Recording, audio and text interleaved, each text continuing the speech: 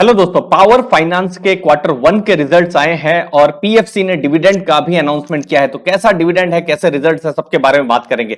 तो ये है इंटरिम डिविडेंड, मतलब क्वार्टर वन का। और मैं क्यों फोकस कर रहा हूं क्वार्टर वन के बारे में, थोड़ी देर में आपको बताऊंगा। तो क्वार्टर वन अप्रैल से जून का जो डिविडेंड है ₹2.25 का, ठीक है। और ये पहला क्वार्टर वन का डिविडेंड है, ये आपको नोट करके रखना है।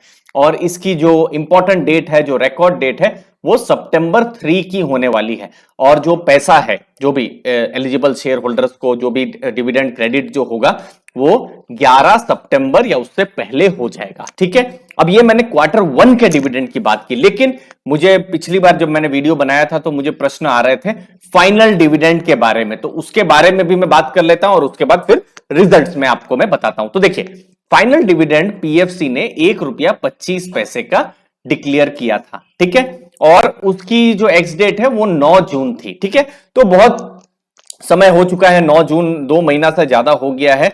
और वो जो डिविडेंड है अभी तक भी क्रेडिट नहीं हुआ है। और बहुत सारे इन्वेस्टर्स को थोड़ी चिंता है, थोड़े प्रश्न भी है। अगर वो एलिजिबल थे कि हमको डिविडेंड क्यों नहीं मिला, तो उनको डिविडेंड मिलेगा। मतलब जिनके पास भी 9 जून जो भी एक्स डेट थी, 9 जून से पहले जिनके पास भी स्टॉक था, तो उनको डिविडेंड मिलेगा।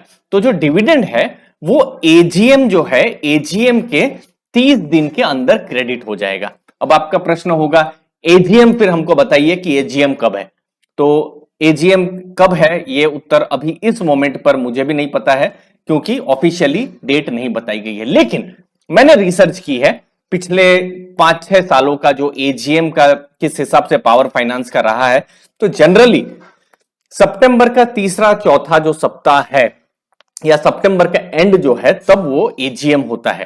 तो जब भी एजीएम होगा, डेट्स तो मैं आपको इन्फॉर्म कर ही दूंगा, जो हमारा टेलीग्राम ग्रुप है उसके जरिए कर दूंगा, या फिर कम्युनिटी पोस्ट के जरिए कर दूंगा। तो आप चैनल को जरूर सब्सक्राइब करके रखिएगा। तो जब भी एजीएम हुआ, ठीक है ना, कोई भी डेट को, सितंबर 20 को हुआ, सितंबर 25 को हुआ, हमको नहीं पता, एजीएम होगा उसके 30 दिन के अंदर पेमेंट हो जाएगा, ठीक है। तो ये रहा ये पुराना डिविडेंड ₹1.25 के बारे में। लेकिन अभी जो डिविडेंड है, जो बिल्कुल लेटेस्ट में, ये ₹2.25 का डिविडेंड है, जो अप्रैल से जून का हो रहा है। तो शायद इस बार ऐसा है कि पिछले साल का जो डिविडेंड है वो बाद में क्रेडिट होगा, लेकिन इस साल का जो भी कंपनी ने कमाया है, प्रॉफिट कमाया है, तो इस साल का जो डिविडेंड है क्वार्टर वन का, वो पहले क्रेडिट हो जाएगा। तो कंफ्यूजन भी हो सकती है, तो बिल्कुल कंफ्यूजन मत रखिएगा।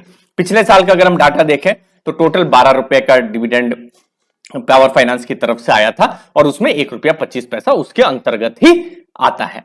अब आते हैं कैसे रिजल्ट्स आए हैं। तो देखिए, इंटरेस्ट इनकम जो पावर फाइनेंस है, हमको आपको लोन नहीं देती है, पावर सेक्टर को लोन देती है। जो बड़े बड़े डिस्कॉम्स हैं, जनरेशन कंपनीज हैं, उनको लोन देती है। तो देखिए, यहां पर इनकम आप देखेंगे 8,929 करोड़ है, जो कि पिछली बार से माइनर थोड़ा सा कम हुआ है, 9,264 करोड़ पिछले साल थी। पैट देखेंगे, अगेन ये स्टेबल या थोड़ा सा कम ही आपको देखने को मिलेगा। पिछली बार प्रॉफिट्स 2,274 करोड़ के थे, और इस बार प्रॉफिट थोड़े कम होके 2,110 करोड़ के हुए हैं। ओवरऑल इनकम भी आप देखेंगे थोड़ी सी कम हुई है, अगर आप पिछले साल Q1 को इस साल के क्वार्टर वन के साथ कंपेयर करते हैं। अगर कुछ अच्छा, अगर कुछ यहां पर आपको देखने को मिलेगा, तो वो है इंटरेस्ट एक्सपेंसेस, मतलब इंटरेस्ट में भी उनको खर्चा है, उनको भी इंटरेस्ट पे करना पड़ता है। तो ये जो है खर्चे कम हो रहे हैं, तो ये एक चीज है पॉजिटिव। दूसरा, पावर फाइनेंस को आरईसी के साथ भी जोड़ा जाता है। तो आरईसी जो है पावर फाइनेंस की सब्सिडियरी है, मतलब 52% पावर फाइनेंस जो है ओन करती है आरईसी को। उसके अलावा एसोसिएट्स में अल्ट्रा मेगा पावर प्रोजेक्ट्स हैं, फिर पीएफसी कंसल्टिंग, ये भी उसका आप देख सकते हैं। फिर पावर फाइनेंस के बारे में जो डिविडेंड यील्ड है एफडी से ज्यादा रही है, जो हमने देखा ₹12 का उन्होंने पिछले साल डिविडेंड दिया है। स्टॉक प्राइस वही 110 120 के पास ही था, तो 9 10 11 जो भी आपकी बाइंग प्राइस होगी उसके हिसाब से उन्होंने रिटर्न दिया है। भले ही शेयर में उतना उछाल नहीं आया हो, लेकिन एफडी को तो उन्होंने बीट किया ही है।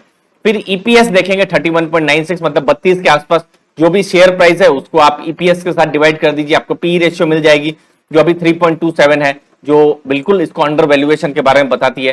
कंपनी आपको बुक वैल्यू के नीचे मिल रही है। बुक वैल्यू मतलब कंपनी को हाइपोथेटिकली आप सोचिए, अगर आप बेच रहे हैं तो भी बुक वैल्यू 231 की बन रही है पावर फाइनेंस की, तो ये भी आप कंसिडर कर सकते हैं। तो कहीं ना कहीं एक डीप वैल्यू जोन में पावर फाइनेंस का स्टॉक आप देख सकते हैं। प्राइस टू बुक 0.45 में अभी ट्रेड कर रहा है, लेकिन फिर भी अभी बड़े इन्वेस्टर्स जो हैं अभी यहां पर बहुत इन्वेस्टमेंट नहीं कर रहे हैं, क्योंकि रेगुलेटेड सेक्टर है, थोड़ा रिस्क रहता है। तो रिस्क को भी आपको ध्यान में रखना है और अंडर वैल्यूएशन को भी रखना है और अपना एसेट एलोकेशन को सबसे सर्वोपरि रखना है। तो इन सब चीजों को आपको हमेशा ध्यान रखना होगा। बाद में लास्ट में एसेट साइनोप्सिस, नेट एनपीए कम हो रहे हैं, 1.73% है। उन्होंने लोन एसेट्स उनके 3.7 लाख करोड़ के हैं, डिसबर्समेंट उन्होंने किए हैं और सैंक्शंस 25,000 करोड़ से ऊपर का किया हुआ है। तो ये कुछ इंपॉर्टेंट नंबर्स हैं पावर फाइनेंस को लेकर। और भी ये तो छोटा सा जस्ट मैंने वीडियो बनाया, सिर्फ फर्स्ट कट आपके साथ शेयर किया, इसलिए छोटा सा वीडियो है। मुझे उम्मीद है आपने वीडियो पूरा लास्ट तक देखा होगा। अच्छा लगा वीडियो तो हम लोग लॉन्ग टर्म पर फोकस करते हैं। आप हमारा जो टेलीग्राम ग्रुप है उसके साथ भी जुड़ सकते हैं। आपके कीमती समय के लिए बहुत बहुत धन्यवाद। एनालिसिस आती रहेगी, हम आपको बताते रहेंगे। थैंक यू दोस्तों, धन्यवाद।